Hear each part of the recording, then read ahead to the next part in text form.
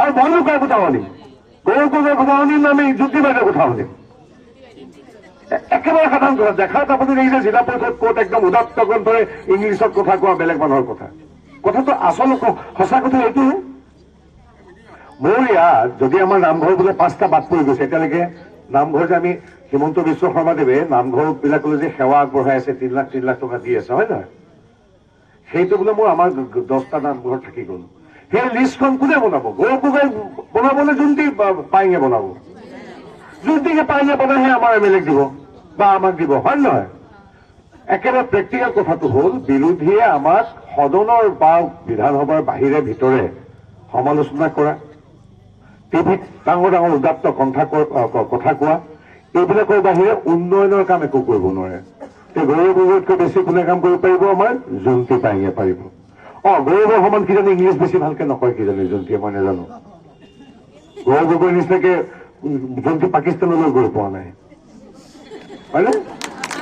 হাতচাপৰি মাৰিছে মানুহবিলাকে, অন্তৰ দুখ পাইছিলো। কিন্তু ইয়াৰ বহুত মানুহে, মই জানো আমাৰ ইয়াত বহি থকা বহুত মানুহে, ইয়াত বহি থকা মানুহ কিন্তু যোৱাবাৰ লোকসভাত আই দেহি ল'ৰাটো ইমান মৰম লাগে, হয় নাই? আই দেহি বুলি কথা দিছে। কিন্তু এতিয়া যেতিয়া দেখিছে হিমন্ত বিশ্ব শৰ্মাৰ মুখত যেতিয়া ওলাইছে যে আই দেহি গৈ পাকিস্তান পালে গৈ, তেতিয়া ভাবিছো এইটোতো দেখাতহে মই মৰম লগা অকমানি ল'ৰা, এইটো গৈ দেখোন পাকিস্তানত 15 দিন থাকি আহিলগৈ, হয় নে? এতিয়া কিন্তু আই দেহিটো নাইকিয়া হৈ গৈছে লাহেকে। মই কথাষাৰ কিন্তু আজি দুপৰীয়ালৈকে বিশ্বাস কৰিব পৰা নাই যে আমাৰ এগৰাকী প্ৰাতঃস্মৰণীয় পৰম শ্ৰদ্ধেয় মুখ্যমন্ত্ৰীৰ পুত্ৰ এগৰাকী সাংসদে পাকিস্তানলৈ গৈছে। এদিন নহয়, দুদিন নহয়, 15 দিন 10 দিন তাত আছে। পাকিস্তানলৈ মানুহটো মই যোৱা কোনো মানুহ শুনা নাই। আগতে কোনো যোৱা 20 বছৰত কৰবাত কিবা চেম্পিয়ন ট্ৰফি বা কিবা হলে কিবা ক্ৰিকেট খেলিবলৈ এদিনৰ কাৰণে ক্ৰিকেট টিমটো যায় একদম পুৰা কাৰণত, বা ৰাজনৈতিক মানুহ যায়। এতিয়া মই গ'লো আচৰিত হ'ব, বিদেশ মন্ত্ৰী কিবা কামত কেতিয়াবা যাব পাৰে, হয় নহয়? বা কিছুমান তীৰ্থ ভ্ৰমণকাৰী এদিনৰ কাৰণে যায়, তাত কেইটামান তীৰ্থস্থান আছে, কাৰণ ভাৰতৰ এইটো অংগ আছিল। কিন্তু কাকো নজনোৱাকৈ মনে মনে এজন সাংসদ গুচি গৈছে 10-15 দিনৰ কাৰণে, যদি এইটোতো বহুত ডাঙৰ কথা। মই কালিলৈকে প্ৰাৰ্থনা কৰিছিলো যে ভগৱান এইটো মিছা হওক, তেওঁ পাকিস্তানলৈ যোৱা খবৰটো মিছা। হাজাৰ হওক, এজিপি বিজেপি কংগ্ৰেছ যিয়ে নহওক, তেওঁ আমাৰ নিজৰ এজন আপোন মানুহ। আমাক আকৌ বিজেপিয়ে অসমীয়া সংস্কৃতিয়ে, ভাৰতীয় সংস্কৃতিয়ে প্ৰত্যেককে মৰম কৰিবলৈ, শ্ৰদ্ধা কৰিবলৈ, সকলোকে ভাল পাবলৈ শিকায়, কাৰণ তেওঁতো কাৰোবাৰ ঘৰৰ এজন সন্তান, হয় নে নহয়? আমাৰ তেওঁৰ প্ৰতি বেয়া ভাৱ নাই দেই। কিন্তু পাকিস্তানলৈ যোৱা, পাকিস্তানৰ লগত মিলা মিছা কৰা, পাকিস্তানৰ NGOৰ ধনেৰে পৰিবাৰে দৰমহা পোৱা, এই কথাবিলাক কিন্তু আয়ুদেহী মৰমৰ এই আওতালৈ নাহিব। সংবিধান, স্বদেশ, সুৰক্ষা, এইবিলাক কথা আহিব। আৰু হয়ো হয়, মই কথাটো এতিয়া বিশ্বাস কৰিব, কাৰণ মুখ্যমন্ত্ৰী ডক্টৰ হিমন্ত বিশ্ব শৰ্মাদেৱে প্ৰমাণ আৰু তথ্য নোহোৱাকে কথা নকয়। আজি 30 বছৰ 35 বছৰ তেখেতৰ ৰাজহুৱা জীৱন দেখিছো, হিমন্ত বিশ্ব শৰ্মাদেৱে এনেই কথা নকয়। গতিকে এইটো যদি হয় মাৰাত্মক কথা। কিন্তু তথাপিও এতিয়া মোৰ ক'ৰবাত শেষ আশা এখন আছে, এইটো ভুল, ইমান পঢ়া শুনা, ইমান উচ্চ শিক্ষিত, আমি সাধাৰণ পৰিয়ালৰ ল'ৰাবিলাকৰ কেতিয়াবা সাধাৰণ কথাত ভুল হৈ যায়। ইমান ডাঙৰ মানুহ বাহিৰত বিদেশত পঢ়িছে, এইবিলাক মানুহ ইমান ভুল কৰিব বুলি মোৰ এতিয়াও ক'ৰবাত এটা আশা আছে অকণমান, যে তেওঁ পাকিস্তানলৈ যোৱা কথাটো মিছা হওক, 15 দিন গৈ থাকি অহা কথাটো মিছা হওক, কাকো নজনোৱাকৈ যোৱা কথাটো মিছা হওক, পাকিস্তানৰ পইচাৰ NGOৰ পইচাৰে তেওঁ পৰিবাৰে দৰমহা লৈছিল, এই কথাটো মিছা হওক। কিন্তু মই কেনেকৈ বিশ্বাস কৰিম, কাৰণ ভাৰতে 194খন ৰাষ্ট্ৰৰ লগত কাম কৰে। 194খন ৰাষ্ট্ৰৰ ভিতৰত এগালমান ল'ৰা ছোৱালীক লৈ এখন ৰাষ্ট্ৰৰ ৰাষ্ট্ৰদূতৰ কাৰ্যালয়ত গৈছে, এখন হ'ল পাকিস্তান। গতিকে এইবিলাক খুব সৰু কথা নহয়, এইবিলাক খুব সৰু কথা নহয়। এই যি কি নহওক, তেওঁ এতিয়া বিখ্যাত, তেওঁ আন্তঃৰাষ্ট্ৰীয় কথা, পাকিস্তানৰ কথা, ইংৰাজীৰ কথা, দেশ বিদেশৰ কথা ইত্যাদিত ব্যস্ত, তেওঁ ইত্যাদি ৰহস্যজনক কামত ব্যস্ত। তেওঁৰ কথা আমি নাপাতো। এতিয়া আমি পাতিম আমাৰ ইয়াত ৰাস্তা কেইটা ঠিক কৰিবলৈ আছে, সেইটো আমি বিধায়কৰ লগত পাতিম। কাৰোবাৰ নাম আমাৰ অৰুণোদয়ত বাদ পৰি গ'ল নেকি, আমি সেইটো কথা পাতিম। ৰেচন কাৰ্ডত কাৰ নাম সোমোৱা নাই, পৰিয়ালটো ভাগ হোৱাৰ পিছত ৰেচন কাৰ্ডত কিবা নাম নাহিল নেকি, যিহেতু গোটেইকেইটা হ'ল নে নহ'ল। আমাৰ প্ৰত্যেকগৰাকী ছোৱালীলৈ পঢ়াৰ বাবে নিযুত মইনা আঁচনি দিছে হিমন্ত বিশ্ব শৰ্মাই, তাৰ কিবা কোনোবা কেনেবাকৈ বাদ পৰিলে নেকি।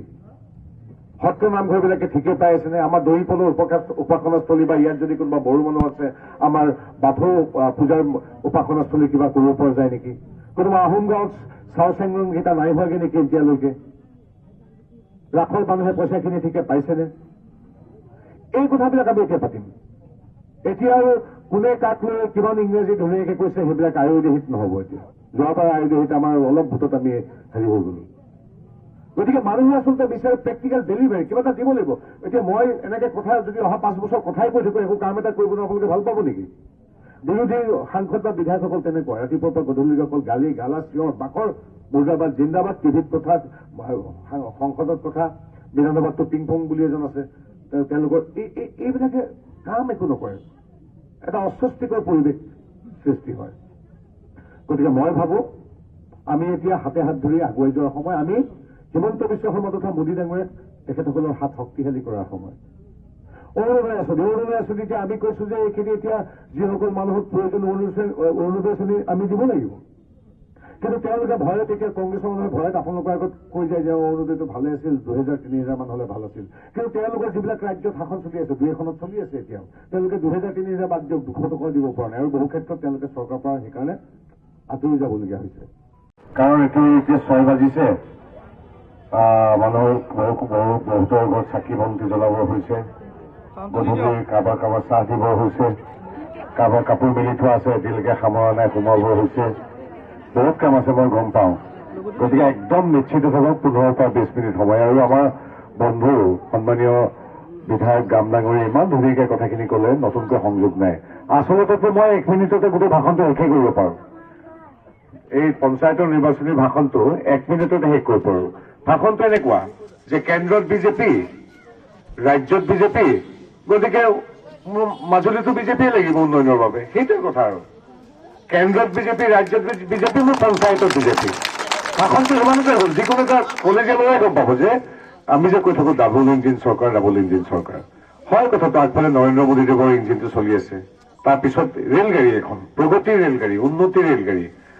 নৰেন্দ্ৰ মোদীদেৱৰ ইঞ্জিনটো আছে তাৰপিছত হিমন্ত বিশ্ব শৰ্মাৰ ইঞ্জিনটো আপোনালোকে আশীৰ্বাদ কৰি লগাই দিলে তাৰপিছত আমাৰ গাম ডাঙৰীয়া ইঞ্জিনটো লাগি আছে হয় নহয় মাজুলীত এতিয়া জিলা পৰিষদটো আৰু APR ৱাৰ্ডটো লগাই দিলে চলি থাকিব কিন্তু যদি কোনোবাই যোৱাবাৰ লোকসভাত হোৱাৰ নিচিনাকে আয়ুৰ্বেদিক ল'ৰাটো মৰম লাগে বুলি আৱেগিক ভোটটো ভুল জেগাত দি দিয়ে এতিয়া যোৰহাট লোকসভাৰ দবাটো যেনেকে যোৰহাট ষ্টেচনৰ কাষত ৰৈ আছে কাৰণ তেওঁতো নৰেন্দ্ৰ মোদীৰ প্ৰতিনিধি নহয় যোৰহাট লোকসভাৰ সাংসদজন না তেওঁ হিমন্ত বিশ্ব শৰ্মাদেৱৰ প্ৰতিনিধি আপোনালোকে যে কেতিয়াবা এখন এপ্লিকেশ্যন দিয়ে তেওঁ এপ্লিকেশ্যনখন কি কৰে গাড়ী পিছফালে পেলাই থৈ দিয়ে কাক দিবগৈ তেওঁ কথাবিলাক ভাবিবলগীয়া কথা এইটো কোনো ৰাজনৈতিক ধেমালি বেয়াকে কোৱা এনেকুৱা কথা নহয় হা আপোনালোকে কিবা এখন এপ্লিকেশ্যন দিলে বোলে আমাৰ নামঘৰটো অলপ ঠিক কৰিব লাগে বা ৰাস্তাটো অকণমান ঠিক কৰিব লাগে বা আমাৰ এই ছোৱালীকেইজনী হেৰি অৰুণোদয় আঁচনিত নামটো নাই সোমোৱাই দিব লাগে বা আমাৰ ইয়াত চিকিৎসালয়খনত ডক্টৰ বিভিন্ন কথা সাংসদ এজনেও কৰিবলগীয়া হয় বিধায়কজনৰ সমান্তৰালভাৱে হয় নহয় এতিয়া আপোনালোকৰ সাংসদজনে সেই কাগজখিনি কি কৰিব গাড়ী পিছফালে পেলাই থোৱা বাহিৰে কাক দিবগৈ না তেওঁ ৰমেশ পেগুক দিব না তেওঁ পীযুষ হাজৰিকাক দিব জয়ন্ত মল্ল বৰুৱাক দিব না তেওঁ কাগজখিনি লৈ হিমন্ত বিশ্ব শৰ্মাৰ ওচৰলৈ মাহেকত এবাৰকে যাব না মোদীজীৰ ওচৰলৈ যাব ৰাতিপুৱাৰ পৰা ৰাতিলৈকে কি কৰিব অকল আমাক গালি পাৰি থাকিব হয় নহয় এইবিলাকো শুনি ভাল লাগে একদম উদাত্ত কণ্ঠৰে সংসদৰ ভিতৰত কোনোবাই ভাষণ দিছে এনেকুৱা মাইক্ৰফোনত উদাত্ত কণ্ঠৰে ভাষণ দিছে মোবাইলত চাই ভাল লাগিছে ফেচবুক ইনষ্টাগ্ৰামত কেইদিনমানৰ কাৰণে ভাল লাগে কিন্তু এই ৰাস্তাটো পকা হবলৈ উদাত্ত ভাষণে পকা কৰি দিব নেকি নিজে নিজে হিমন্ত বিশ্ব শৰ্মা মুৰ্দাবাদ বুলি কৈলে পকা হৈ যাব নেকি নৰেন্দ্ৰ মোদীৰ ওচৰত আমি দাবী জনাইছো এনেকে দাবী জনাই দিলে কিবা এটা কাম হৈ যাব নেকি ঘাটটো ভাল হৈ যাব নেকি কাম কেতিয়া হ'ব তেওঁ যদি ডাবল ইঞ্জিনৰ এগৰাকী প্ৰতিনিধি হয় ডাবল ইঞ্জিনৰ লগত লাগি থকা দবাটোহে গতি কৰিব অকলশৰীয়া ছাইডত থকা দবাটো গতি কৰিব নোৱাৰে নহয় ইঞ্জিনবিহীন কাৰ চৰকাৰ চলি আছে বিজেপিৰ নে কংগ্ৰেছৰ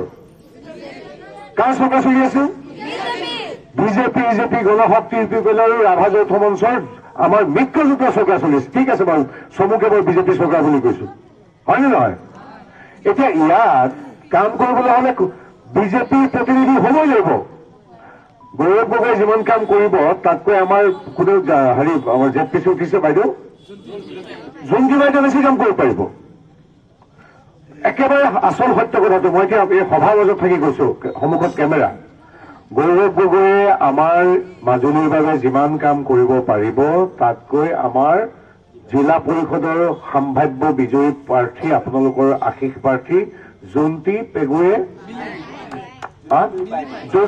জোন্টি মিলি পায়েঙে আমাৰ জোন্টি পায়েঙে তাতকৈ জোন্টি পায়েঙে বেছি কৰিব পাৰিব এটা সঁচা কথা